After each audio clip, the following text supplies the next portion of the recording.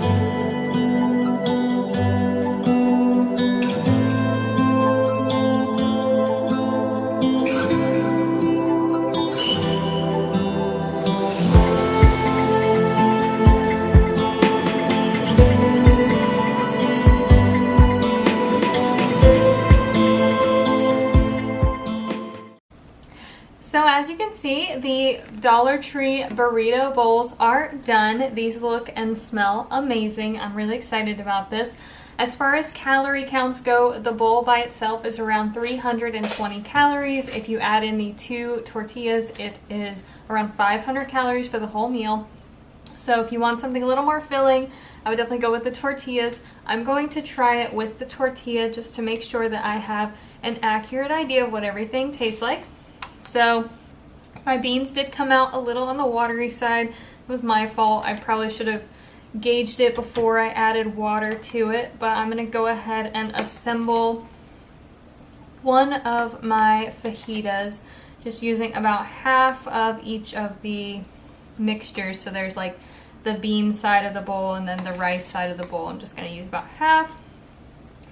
I would have liked to put more veggies in it. As I mentioned, my Dollar Tree only had one in stock and I want to make 2 recipes today, but I think it would have been ideal to put a whole bag of peppers and onions in there just so that it had a little bit more nutrition content. But as far as a quick and easy meal prep goes, I think that this will do just fine. So it doesn't look that appetizing, but there is my fajita essentially made. And we are gonna go ahead and give this a taste.